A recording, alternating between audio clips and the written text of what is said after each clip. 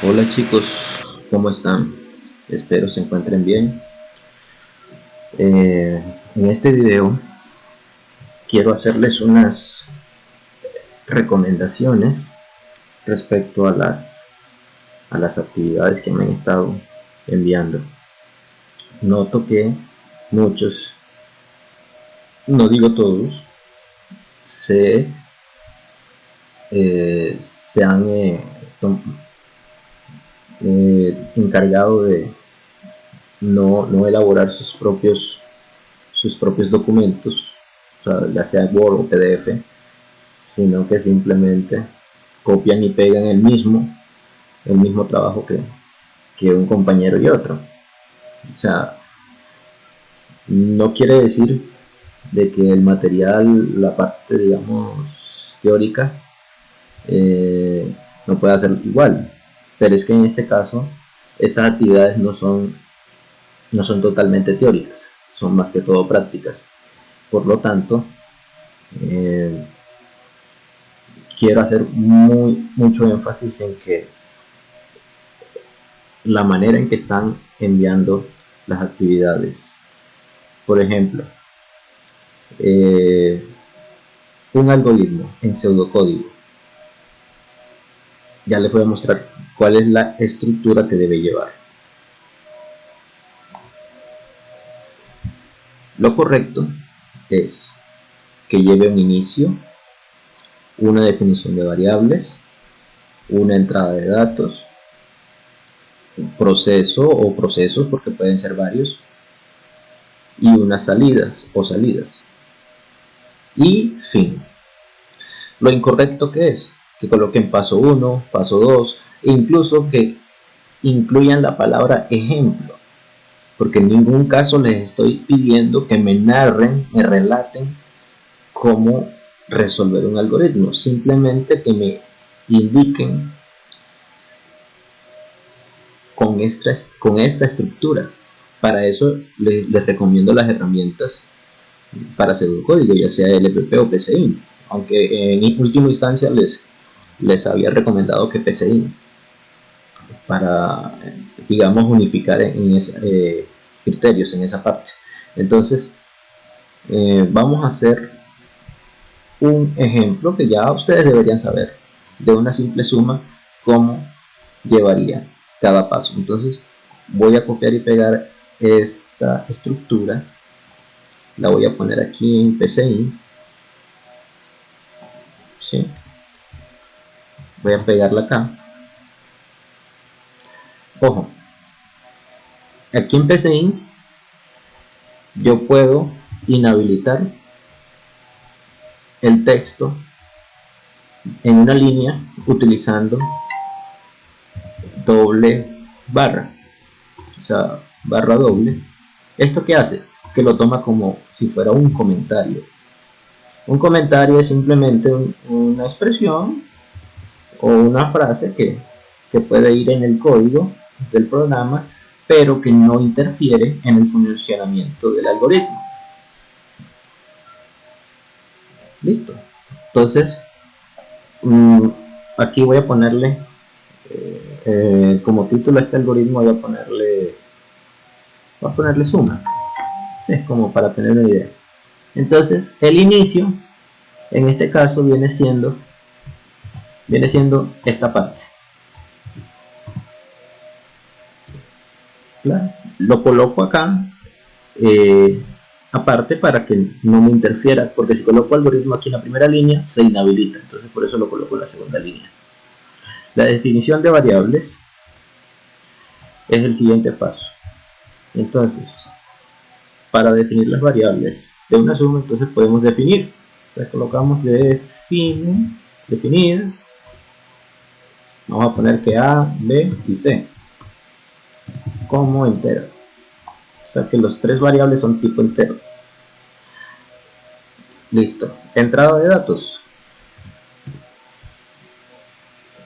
Pues simplemente es leer A y leer B. En este caso.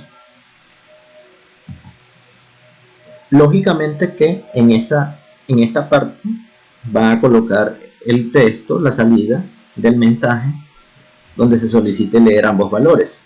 Vamos a ponerlo de una vez acá. Entonces, y es escribir, entre comillas, porque es texto, digitar primer número,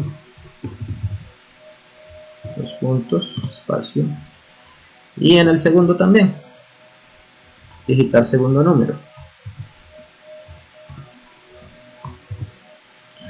Aquí en este lenguaje no importa si se escribe en mayúscula o minúscula, lo importante es que esté bien escritas las instrucciones. Pero ojo, lo importante es no abusar de esto, o sea, no abusar de que es mayúscula o minúscula. Yo recomiendo que utilicen siempre minúsculas, ya que en la mayoría de los lenguajes de programación las instrucciones son en minúsculas. Listo, ya tenemos la definición de variables, la entrada de datos. Ahora pasamos a los procesos. Bueno, una recomendación que les hago por si de pronto quieren ver el texto del editor más grande, van aquí a configurar, presentación, seleccionar fuentes y aquí le dan el tamaño. Vamos a ponerle que sea tamaño 14 y aquí 14 también para la salida de la fuente del terminal, y fuente para imprimir, bueno, vamos a ponerle 12. ¿Sí? Listo. Entonces aquí ya efectivamente el texto ya se ve más grande. Bueno, ya tenemos la entrada de datos. Ahora vamos a los procesos. En procesos, simplemente como es una suma común y corriente, entonces le hacemos la asignación a la variable c. Recuerden que aquí en este lenguaje es el signo menos y un guión, que automáticamente se transforma en esta flecha. Y le asignamos la a más b. Ahí ya tenemos ese proceso. O sea, aquí en este caso solamente es ese solo proceso. Y la salida o salidas, en este caso es una sola salida, pues es la instrucción de escribir, colocamos el texto, la suma de, aquí concatenamos a, se concatena con coma, a y coma b coma es igual a dos puntos, espacio, coma y c. Listo, entonces ahí estamos diciendo que la suma de a y b es igual a c, y la parte del fin es simplemente el fin del algoritmo, la expresión del fin del algoritmo. Hacemos verificación de sintaxis, correcto, F9 para ejecutar, o con el icono este verde también lo pueden hacer. Aquí tenemos digitar primer número, ponémosle 5, digitar, perdón, aquí me faltó modificar el texto, pero igual no importa, 3, entonces la suma de 5 y 3 es igual a 8. Aquí también me faltó ponerlo en espacio, pero eso se puede corregir. Vamos a hacerlo de una vez. Segundo número, y aquí la suma de un espacio acá, ¿sí? Y ahora sí ejecutamos. Primer número 5, segundo número 6, la suma de 5 y 6 es igual a 11. Esto es básicamente cómo debe ir un algoritmo, la estructura de un algoritmo, de un pseudocódigo en este caso específicamente. Y asimismo en DFD. Aquí ustedes en DFD con estas lupitas pueden ampliar o alejar, acercar o alejar la interfaz, o sea, los elementos que van a visualizar.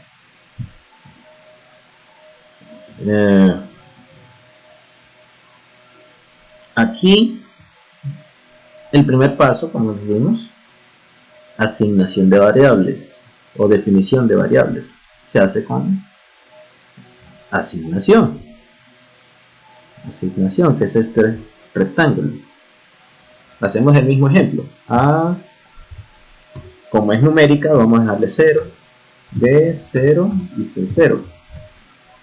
Se pone 0 para que DFD identifique que son numéricos. Que son datos numéricos de esas variables.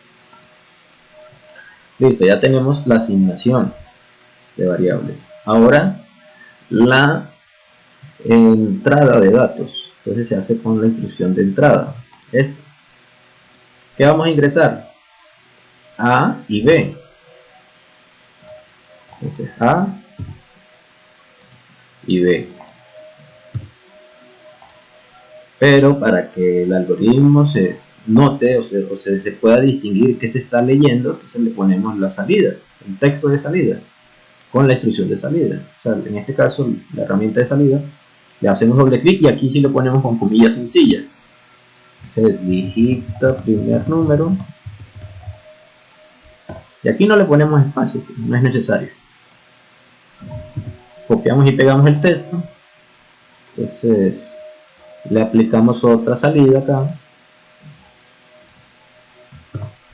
Y le ponemos aquí segundo número. Segundo número.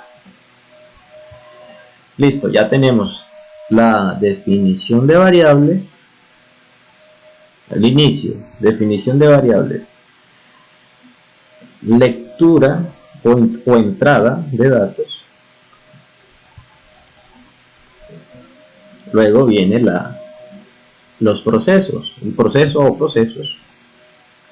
En este caso la variable C, que va a sumar A y B, A más B. Y finalmente la salida. Entonces la salida, que es entre comillas el texto, claro está.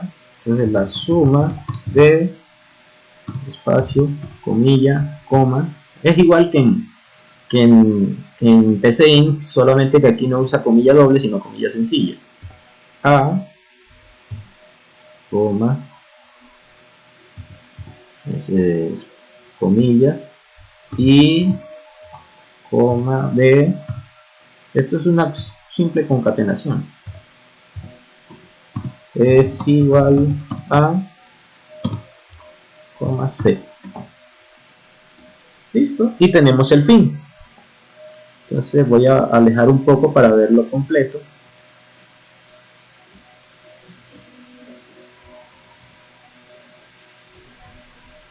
Sí, exacto, aquí lo tenemos completo. Declaración o definición de variables, lectura o entrada de datos, proceso, salida y el fin del algoritmo. Entonces lo pueden hacer paso a paso o lo ejecutan de una vez. Vamos a ejecutarlo de una vez. Digita primer número, ponemos 7, segundo número, ponemos 8. La suma de 7 y 8 es igual a 15. Listo. Y así, eso en resumen es cómo se debe estructurar todo algoritmo. Ahora pasemos a los algoritmos de la guía. Un algoritmo que lea el valor equivalente a una distancia en millas marinas y las exprese en metros, sabiendo que una milla marina equivale a 1852 metros. En resumen, lo que hay que hacer es convertir esos metros a millas. Y aquí ya nos dan la equivalencia de que una milla marina equivale a 1852 metros.